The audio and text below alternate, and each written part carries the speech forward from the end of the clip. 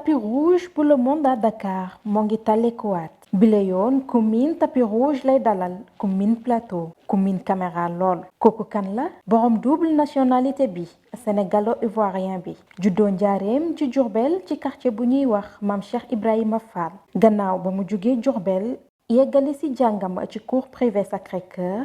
la ko virusu bogosité bi dugg jaar ci football dali ci podium défilé de mode yi ndax amour ci sañse jóge ci podium dali ci fiñ ko gën a ràññee di milieu cinéma tal leen projecteur yi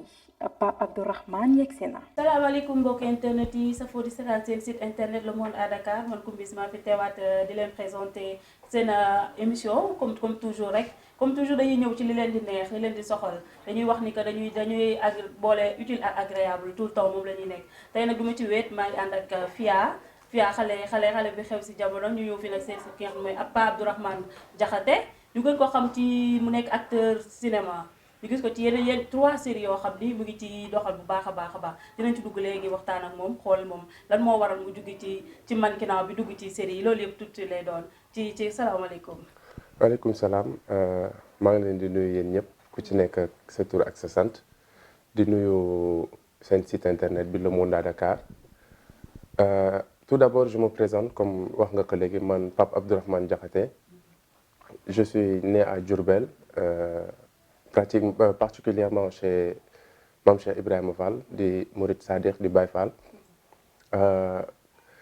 cadre cinéma nag dinañ ci mën a waxtaan lu bëri cadre mannequinat aussi dinañ ci mën a waxtaan ak yeneen incha allah émission bi comme li ma leen ko waxee léegi duñ ci wéy dañu bàyyi rek Fia moom tamit mu dugg nuyoo bu baax a baax.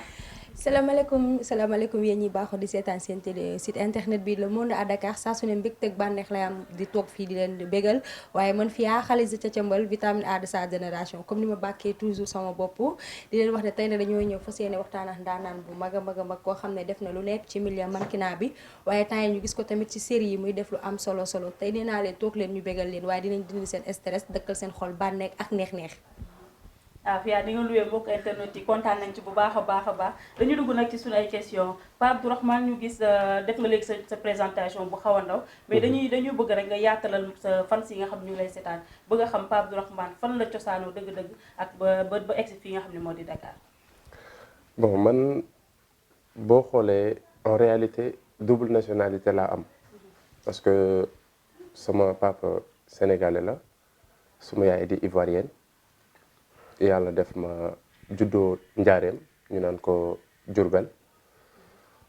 juddoo quartier bu nga xamante ni nañ naan quartier Mame Cheikh Ibrahima Fall yaroo kër gu mag dem ba xam-xamee nag soog a ñëw Dakar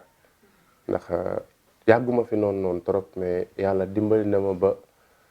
boo nekkee ci ay mag ñu am benn xeetu yarin boo xamante ni yar nañ la ko boo ñëwee ci mbooloo da ngay attentive da ngay mën a déglu te loolu mooy tax nga mën a adapté wu j'ai appris à m'adapter quand je suis venu à Dakar dem na nekk cours privé Sacré-Cœur jàng fa ba yàlla def ma génn fa dem terminer sama cursus Assalar ba tey jii nii maa ngi fi et dugg naa si yeneen ak yeneen. d'accord defal nañu parcours am bu baax a baax bu ñu jógee quartier Mame Cheikh Ibrahima Fall ba ñëw fii Dakar li mu fi def lépp ci parcours am mën nañ xam lan moo la dugal ci mannequinat. bon mannequinat au départ dama doon football te ku xam footballeur yi ku xam sportif sax laay wax xam ni dañoo bëgg a solo comme si sama gars yi jëppali fii ni ñu ko waxee dañu bëgg a jàpp temps. te jàpp temps ça veut pas dire fecc wala quoi que ce soit mooy solo loo xamante ni dafa rafet macha allah mu nekk ci yooyu noonu di solo di gis sama yenn copains yi ci milieu bi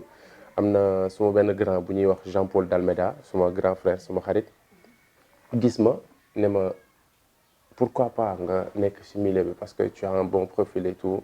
ma ne ko d'accord je vais essayer après si la ma boole ak l'As des As ma am benn formation bu foofu noonu bu bref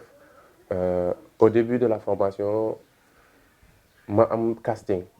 c'était la première fois que ma dem casting si Nabou Diagne création yàlla def ñu jël ma wërsëg la woon parce que j'avais pas trop d'expérience ñu jël ma Nabou Diagne création affaire bi di avancer ma dem Fashion Week dem Eric Resina haute couture ak yeneen ay Sow Fatou yi ngay gis nii ñoom ñëpp Mounir Moda yàlla def na défilé naa leen et dama demoon ba affaire bi nekk passion ci man nekkatul woon loo xamante ni damay dem solu nii wala ñu fay ma xaalis parce que j'aime m'habiller au fait. Il aime s'habiller comme il l'a si bien dit te loolu lañ koy gisee à chaque fois muy solo yu rafet yoo xam ni day tegu ci temps comme que bi nga ciy doog a dugg nekkul woon loo xam ni yow lii nga bëggoon mais dañ la gis rek ne la am nga profil bi rek loolu moo tax nga dugg ci carrément. nga dem ba am amour bi léegi pourquoi pas continuer woo nga def mannequinat nga ñu gis nga viré carrément nekk ci nekk acteur. C'est pas un virement en fait parce que mannequinat mooy lu nga xamante ni. On peut pas s'y fier à l'éternité mannequinat mënoo ñëw rek ne mannequinat rek ngay def si c'était à l'extérieur wala quoi que ce soit il y a des assurances loo xamante ni tey jii nii boo ci duggee tu pourrais assurer ta famille tu auras une belle maison de belles voitures am financement yu baax yaa ngi comprendre mais on est au Sénégal et ñëpp comprendre nañ mannequinat Sénégal doxul parce que amul gëdd bi mu war a am amul gëdd bi mu war a am fay bi demeewul noonu mais bon je me suis accroché à ça bàyyiwuma nag juste que gisatuma ci sam bopp. d'accord gisatoo ci sa bopp moo tax nga xaw a def tuuti benn décal quoi jóge ci mannequinat bi dem fee mais mannequinat bi mosoo ci dégg ñu wax la ci comme ni ñuy wax xale yu góor yi que ni ay ñu baal ma ci wax ji que dañ lay wax ni que souvent ñaari tur yi lañu. bon mooy góor jigéen defe naa. waaw moom la ñuy wax parce que souvent dañuy wax que ni mannequinat yëpp ay góor jigéen la ñu baal ma ci wax li ndax yow mos nga dund loolu noonu wala déet. yàlla nattoowuma loolu nag parce que comme fi man li ma la wax rek. fi ma jógee ak ñi may fréquenté wax dëgg yàlla ndax bu dul dara yàlla daf ma booleeg ak ay Baay Faal ay jàngkatu xasida muy sama gaa yi toog dëgg la ni sëñ bi ne woon na dem leen ndiroog ñoom waaye bu leen mës a mel ni ñoom ñun dañoo bokk ci milieu bi ndiroog ñoom pour mën a bokk ci milieu bi mais musuma am nattu nit ne ma xool ma ne ma góor jigéen nga wala dara moo tax damay faral di tooñ gars yi naan leen man awma chance ñu jiñ ma góor jigéen ndax sama yenn copains ñu nga xamante ni fële lañ xamante woon Homo erectus lañ ma doon woowee parce que macha allah góoree naa quoi. loolu moom xam naa ñii seetaan moom dina dégg nañ ko bu baax a baax te xam naa ni tamit comprendre nañu dañuy daal tuuti rek dem xoolal Fia moom tamit xam naa ñàkkul ni am na lu mu bëgg a sekk ak sunu gan gi tey. waaw comme ni ma la ko waxee woon sànq nee naa leen ñun dañuy toog fii boole utile ak agréable waaye dañuy xool lépp lu leen di bégal comme ni mu ko waxee sànq dugg na ci milieu mannequinat mu nekk mannequinat nekk lu doy waar parce que man mi di waxee yow tey jaar naa ci te si ku jigéen la gën a méttee man bi ma koy soog a gis moom mi di Pape Abdou je pense que maa ngi koy njëkk a gis ci Fashion Week bu Adama Paris si laa ko daan gis muy défilé tey yombul nga nekk ci agence mannequinat ku nekk xam ne na agence mannequinat dina am ay teesante dina am ay wax yu sew dina am ñii dañuy bëgg ñi dinañ bañ parce que nee nga ma Diourbel nga juddoo kon ku juddoo Diourbel ñëw Dakar bëgg dugg ci milieu bi dina difficile trop si ay côté parents parce que même boo amee benn éducation de base bi même buñ la yaree fi ñu la war a yaree di nga nekk famille di nga bokk famille boo xam ne boo tëbee ne lii laay def rek du yomb ñi koy nangu du yomb daal da nga ko dundee woon ak say parents bi nga ne leen tey lii laa bëgg a def. Très sincèrement au niveau de mes parents gàcce ngalaama quoi su may xarit lañ ñoom ñaar ñëpp dëgg la ni sama papa kilifa la kenn xamewu ko yooyu jàng alxuraan la xam ak ay xasida n'empêche mi ngi dugganteeg nit ñi tey jii nii am na boo ko fekkoon ci biir kër gi ak boo gisee ci mbedd bi je vais te dire que moom moomu gën a nekk acteur parce que moom aussi il a eu à s'adapter ba xam système bi nu muy demee mu demeek noonu moom andi luñ ma ci benn problème mooy dañ ma jox confiance totale tey jii nii ci lu ma dugg rek loo xamante ni police du ma wër sumay parents duñ ma wax dara. ok loo dugg rek te police du la wër say parents dañ ciy d'accord mais comme sànq sama nattaango bi kumbis nu mu ko waxee woon ñun milieu mannequinat dafa nekk loo xam ne dañuy dëkkal foo xam ne dëkk ñu fi parce que l'apparence est toujours trompeur yow da ngay dem pour défiler pour amour bi nga ci am parce que tey nga défiler dafa cool da ngay sentir sa bopp parce que dafa nekk loo xam ne passion la am na xam ne dañ ciy dugg pour passion am na xam ne dañ ciy dugg pour damay feeñ nii rek parce que yow nee nga amoo woon intention def mannequinat dañ la xool sa profil ñu ne la pourquoi pas nga def ko voilà. loolu noonu comme li ma tontu kii laa lay tontuwaat gis nga nit tey jii nii di nga def dara fekk yow décidé woon def loolu loolu la wolof naan coobare yàlla moo tax tey jii nii ma dem si yoon boobu ñu ràññee ma si au début c'était parce que dama bëgg a solo dama amoon envie di solo parce que dama doon gis mannequin et tout mais après au fil du temps affaire bi nekk bëgg-bëgg mu jaral ma nekk ci agence di jàng dox. ak jàng dox nu mu méttee. trop sax. nga war a dem répétition 17h 19h. trop mais bon comme li ma la wax rek j'ai eu à m'adapter yàlla def affaire bi nekk passion ci man ma dem ba bëgg ko parce que loo jublu tamit te bëgguloo ko du mës a dox. te aussi affaire jiiñ gars yi li ñuy wax nii man dama xamoon sama bopp ci milieu bi amul benn mannequin boo xamante ni tey jii nii ñoom ñëpp sumay xarit lañ yàlla def na lool parce que man musuma cee xuloo kenn du ma ci tesante kenn mais du ma ci ànd ak mannequin dem boîte du ma ci ànd ak mannequin dem resto bu ma doon pare défilé wala pare dem casting je reviens chez moi nekk ak sumay copains buñ demul football yi lii lañ xam dajale weccit bu ñu am toog suñu biir moo tax affaire yi doon am noonu yàlla daf ma doon suturaal ba duma ko fekkee. parce que yomb na milieu mannequin ko xam mannequin dëgg wala ku nekk ci biir dëgg di nga xam ne yomb surtout ci côté jigéen ñi ci jigéen ñi la gën a mettee ko bis Aïcha. waaw kon Fia kontaan naa bu baax a baax di toppatoo ma suñu gan bi daal jox ko ay questions yoo xam lu ma neex daal. donc gars yi dañuy dem dugg ñu dem xool seetaan benn extrait ñu ñëwaat léegi yéen. C'est clair, de sources sûres. Le président veut modifier l'âge d'ascension à la présidence. Il veut mettre son fils au fauteuil.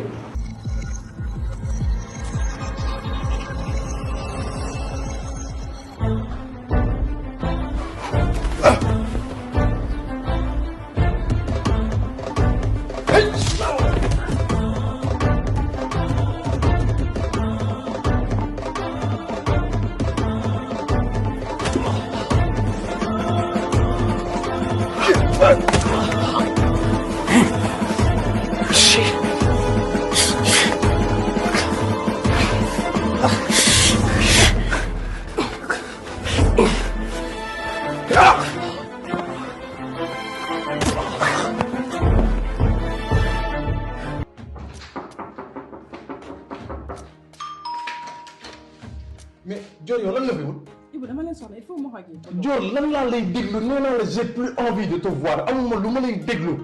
Ibou yow doo ma déglu même bu fekkee c'est pour une fois. amuma lu ma lay déglu. Dior xam nga lan la j'ai pas envie de te faire mal. mais ma jàll Ibou yaa ngi may gaañ mais ma jàll waaye yow ah. Ndéla. Dior tu as quel problème exactement. Ibou déglu ma. Ndéla. encore fois Dior. bébé defal naa bàyyi ma defal ndànk yow ma ki bàyyi woon naa la def li nga mérito naa la dóor ba nelaw sa kaw lan nga fi def danga maa bëgg a liggéeyaa man ak sama doom ñu dee loolu ma la fi andi ah yow laay waxal.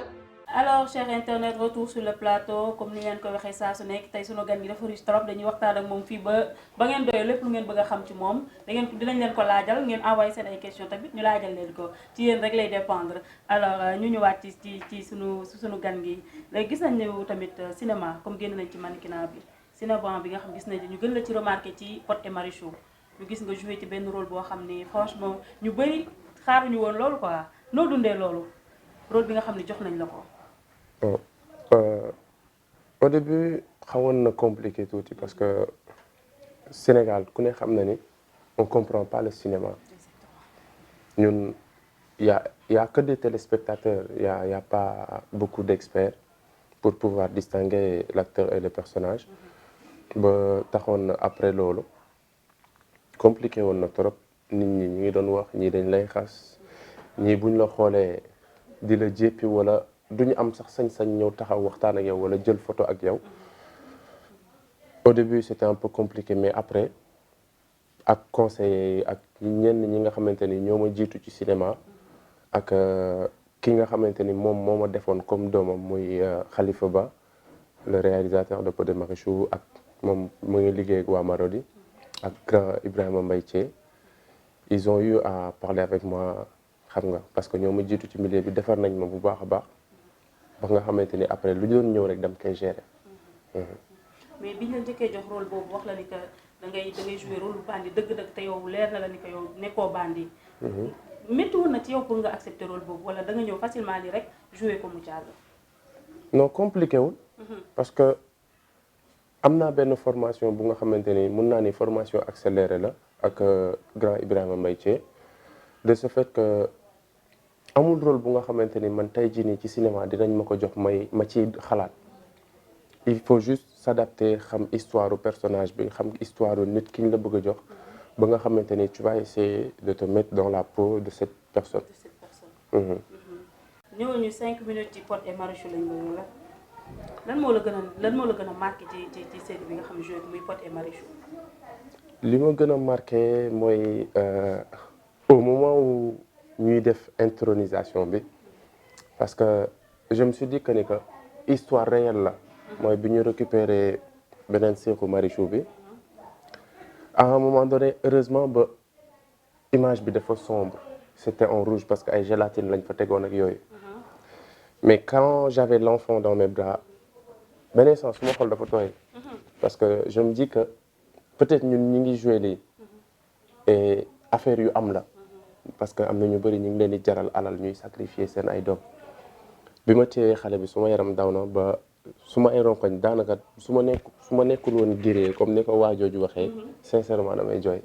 billaahi parce que da lay leer que moment boobu yéen a koy joué peut-être mais am na ñu koy ñoo xam ñu ngi dund loolu carrément ñu ngi koy dund donc loolu daf lay touché et que aussi tamit neexul nga xam bu dalee bu leer ni bu doon yow lañ jël sa doom loolu ça veut dire que da nga dugg carrément ci personnage bi. waaw parce que dama mës a nekk rond-point JVC man ak sama benn xarit ñuy daw ba si yàgg embouteillage am benn maire taxaw li yàlla di def man la ak Momo bu nekk Pod et Marichou Momo Sila maire bi wàccee ça va yéen a nekk si Pod et Marichou ñu ne ko waaw rek mu dagg nday ñu xool ko ree moi j'étais fier de ça parce que je me dis que je suis un acteur li nit ki di seetaan ba bañ ma si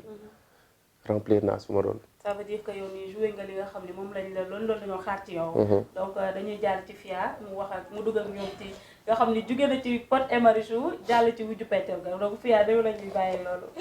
ayca comme ni ma leen ko waxee woon ñu ngi ko njëkk a xam ci Pod et Marichou mu joué fa ay rôle yu doy waar ay rôle yu bandi duñ fi nekk sax répété waat. waaw ñu gis ko ci série boobu di wujju peccor ga mu nekk fa góor bu calme góor bu du góor boo xam ne jigéenu koy manipuler di ko def lu ko neexee mu am fa jabar ju capable pour wan ne ko cinéma fola parce que rôle la rek booy joué fee mi fa nekk bandi fii mu am fi jabar boo xam ne jabar bu sadik la jabar bu ñeme sëriñ jabar ju def ci koy kàccoor bu doy waar ñu gën koo xam ci joor nan nga dundee rôle boobu noonu. bon comme li ma leen wax rek man je me considère comme un acteur musuma nangu ñu may catégoriser fenn on a eu ce problème là si acteurs yu bëri parce que tey jii nii boo xoolee ci cinéma fii am na koo xamante ni mun na nekk ci benn produit di fa jouer rôle mindaan nekk ci beneen série nekkaat fa mindaan parce que daf koy incarner bu baax mais duma nangu loolu man tey jii nii série bii nii bu ma ñëwee ci benn série ñu jël ma fa comme déboucheur may déboucher normal di dem gis déboucheur yi xool ni ñuy defee ma ñëw def ko ci série bi ci topp du ma nangu ñu joxaat ma même rôle bi parce que bu boobaa dañ lay catégoriser fenn dañ lay tënk bu amee film boo xamante ne amul déboucheur dootoo bokk il faut être un acteur et un acteur il doit être complet que ça soit un cadre que ça soit un chef d'entreprise que ça soit père de famille sëriñu daara un acteur doit être complet luñ la jox tu apprends l'histoire de la personne tu essaies de t'adapter avec le personnage. est-ce que tey Thialis bu doon am jabar dina am comme jabar ju mel ni Dior jabar ju ñeme sëriñ jabar joo xam ne dafa bëri histoire mayul goro bi jàmm mayul ay grand frère am jàmm est-ce que jigéen yooyu noonu tey pare nga pour takk leen. bu fekkee ni gisaane laa bu fekkee ni damay gis sama futur du ma leen takk tey jii nii góor bu am jabar joo xamante ni day def yenn yi xamu ko woon au début de ça vient après mais man ak Dior boo xoolee ci affaire bi du manipulation ou quoi que ce soit mais nit toog na ne ma ki bind histoire bi xanaa personnage bi ma jox góor boobu dafa bëri yërmande ma ni ko au moins y a une personne qui a l'œil aiguisé parce que boo xoolee yërmande ju bëri moo tax joor saa yu xuloo dama koy gëdd rek pare ci musuma ne ko fase naa la wala ma ni ko génnal kër gi moom moo génnal kër gi boppam. mais am na boo ñëg de am na épisode boo njëg ba ne da ngay takk deuxième femme. waaw takk deuxième femme ba léegi ci yërmande ji la rek damay takk deuxième femme pour dimbali ko moom mu yaru mais ba léegi dàqu ma ko fasew ma ko. non sérieux Dior dafa pànk. bis moom du koy Dior nga man dama cool la waaye ñëwee ma sëriñ dama yàlla. mbokk internautes yi ba léegi ci seen troisième partie dañu ñëw nag ci témoignage yi nga xam ne ay xaritam ay xaritu démbam yi nga xam ne sànq ba léegi tam mi ngi leen wax léegi ñoom dañuy xool ñoom lan lañ ko mën a témoigner tey jii ci bésam bi nga xam ne fekk si nañ ko bis ci biir këram salaamaaleykum sëñ bi. waaleykum salaam. noo def. ça va alhamdulilah. tur beeg sant bi naka la. waaw maa ngi tudd Cheikh Ibrahima Mbaye. Cheikh Ibrahima Mbaye. dëkk fii Jëppal. lan nga ñu mën a waxal ci jàpp. waaw Pape Abdou moom nit bu baax la bon du tey quoi en fait nekkul lu nekk ci série moo tax non ñu nag moom démb la woon en fait lim la ko waxee woon rek moom yàlla dafa dogal ni moom Baye Fall la juddoo Njaareem yaroo fa moo tax dara mënu ko yëkkati chaque jour foo ko fekk day wàccee boppam te ñun tamit noonu la ñu ànd ak moom depuis loolu ñun ñëpp benn lañu comprendre bon moom daal mu ngi nii simple na amul benn problème. waaw ba démb rek dañuy ànd dawal ba si yàgg dem côté Fass fekk benn waay buy jaay foofa xaal rek mu ne ma pourquoi mun na wàcc lekk xaal te pourtant mënoon na ko si bañ a fekk mais loolu yëpp mu ngi wane ni waa nekk acteur warul tax nga yëkkati sa bopp mais dafa oyof toog ak gars yi waxtaan ku ko romb day taxaw photo wu lépp lay def pas des fois ñun sax dañuy énervé ndax dañuy yàqamte mais day jël temps yàqamte su dara te loolu oyof moo la koy may ak doon am taalibe te macha allah. kon daal gisoo leen ci moom benn changement. amul benn changement dañuy ñaan yàlla tamit seen ànd bi gën a dëgër gën a yàgg. tamit am na keneen ku toog tamit bëgg ci sànni ay kàddu moom tamit bëgg nañu sekk ak moom sëñ bi naka la.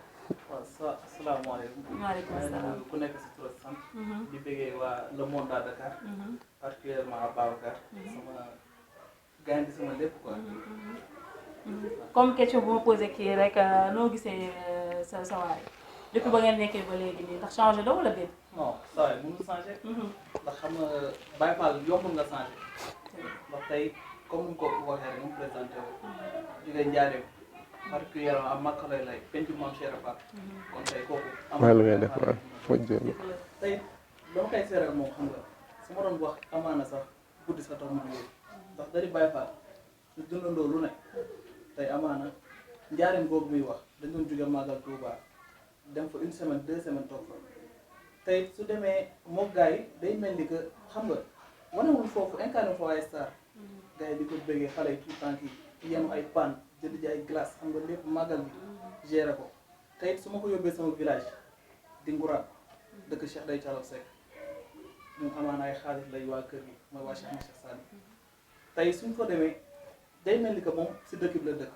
danaan santatul Jaxate Mbay la sant comme ñun xam nga nekk Baye Fall oyof ba amaana tund yi ñëpp a koy laajte chaque année tey suñu nekkee fii gars yi suñuy def di cotiser xam nga amaana day ñëw ba si yow du na ko di joxe publiquement que ah jëwriñ télé lii mu ngi fi xam nga bokkoon sa gars yi ngeen jaayante guddi gi nekk fépp fu mu nekk moom wax dëgg fa yàlla xam nga comme nii rek tey jotaay bi ngeen di gis nekkul lu yéen a tax ñu def ko non yaatu na moom te franchement fi yaa xam ne lekk rek la bëgg moom tey moom kontaan na trop amaana di ngeen su ma seet sax ngeen ñuy bett ngeen fekk suñu tey amaana chaque jour lu gën a yéeme lii ngeen di gis te lépp jëmm jiitoom la xam nga oyof xam nga gars yi tamit aussi ay ñoom shérif tout le temps ñooy nekk quoi xam nga changé wul benn yoon tey amaana keneen ku fi ñëw dafay ànd sax ay copain bi ay ñoom roger gars yi suñu ñëwee jotaay dañuy toog dara la xaal ba chaque jour ñoom dañ ko naan am sa gars yi ñoom bili ñi ngay gis ñëpp mais tey loolu moom oyofam moo ko yóbbee loolu yëpp tey maa ngi di wax benn affaire ca kaw ca kanam rek amaana ay Netflix yi ngeen di gis nii fu ko raw ngeen koy gis tey sax yéen a koy laaj idole mais idole am boobu amaana ñu koy yéene bu ñu koy yéene dina dem ba raw ko ci kàttanu borom amiin incha allah incha allah Pape Cissé moom bu ngeen ma ci laajee dinaa ci sawar a wax ndax Pape Cissé xale bu baax la xale bu yaru la di ànd ak samay doom di ñëw ci kër gi Pape Cissé mosu fi dóor xale mosu fi wax lu ñaaw mosu fi def lu ñaaw te lim ma wonoon démb rek la ma won tey muy xale bu yaru xale bu baax xale bu xam mag kon Pape Cissé man ku ma ci wax rek dinaa sawar tontu la ci waaw lu baax rek laa xam ci Pape Cissé waaw film yi may seetaan ci moom dama cee kontaan trop ndax film yi muy joué loolu bu baax la ciy def boo xamante ni bii danga naan dëgg la sax waaw am na fulla am na fayda am na fulla ci li muy def wax dëgg yàlla film yi muy joué moom film yu ma neex la waaw saa yu ngoon jotee maa ngi yàkkamti mu jot ba ma toog seetaan ko kontaan rek nañ ci Pape Cissé Pape Cissé moom di doom ju baax a baax waaw su àndeek samay doom sama xel day dal waaw ndax Pape Cissé baax na fonk na ndeyam fonk na baayam rek le na moo tax Pape Cissé dama kontaan ci moom di ko sant rek nag di ko ñaanal rek nag di ko ñaanal ndax Pape Cissé xamul fenn fudul fii kontaan naa ci moom li mu bëgg nag moo ko xam yàlla na ko yàlla defal. asalaamaaleykum waaw maa ngi nuyu ñëpp seen tur ak seen sant waaw Pape damay sawar di wax si moom quoi en fait aussi waaw dafa doon nit ku baax nit ku am yar aussi man samay raq lay àndal quoi mais aussi dafa wàccee boppam waaw te xaaj du ko booleeg nit aussi dara du ko booleeg nit aussi te ba pare dafa doon nit boo xamante ne aussi dafa mën partager te man loolu moo ma gën a neex si nit tey di day partager si pet day yor nii xaalis jox booy ne am dem leen gérer lii booy dem gérer te kenn du xam ni sax moom moo génnee quoi te man en fait dama bëgg nit bu mel noonu quoi man moom nit bu mel noonu damay neex quoi waaw loolu laa amoon si lu may wax si Pape nit ku baax la daal waaw sa kaw sa. merci beaucoup à toute l'équipe de Monde à Dakar ñu yéen ñi cameraman Kader kii Junior sa laqale yéen ñëpp nuyu naa leen bu baax a baax merci beaucoup. sunu invité bi ñu bàyyi ko moom tamit mu tàggoo ay mbokki internet yi wax ñu mot de la fin bi nga xam ne bëggoon na ko wax ñi koy seetaan. bon suma mot de la fin damay sant sunu yaay mooy mère Astou Mbaye parce que sincèrement moom moo waral lii yëpp moo ñu toggal añ bu neex dalal ñu ci salon donc dañ koy sant di ko gërëm moom ak borom këram di leen ñaanal yàlla may leen gudd fan ak wér bàyyi leen fi suñu kanam et puis di sant samay waajur bu baax a baax di santaat suma sëñ Moussa Nawel di ko ñaanal yàlla bàyyi ko fi di ñaanal mboolem jullit yi te feebar bi gaaw fi jóge ci jàmm ci kàttanu yàlla ba 2021 neex. amiin yaa rabbi donc loolu lañ di leen fi indiloon Cheikh internet kontaan nañu bu baax a baax toog fii nag di leen jàkkaarloog yéen ngeen ñuy bëggee bu baax a baax jaajëf Fia jaajëf sunu invité bi di Thiales ñu leen di jox dig daje ba fii ak ay fan yu néew a néew ñu indiwaatal leneen lu bees invité bu ngeen xam ni yéen a koy laaj yéen a ko soxla ñu di leen ko tegal leen ko fii ngeen posé ko seen ay questions ci le monde à Dakar donc ñu ngi jaajëfal équipe technique bi nga xam ñoo fi nekk muy Kader Diagne Junior ak sama xuloowaale bi donc ñu leen di jox rendez-vous à bientôt incha allah merci beaucoup.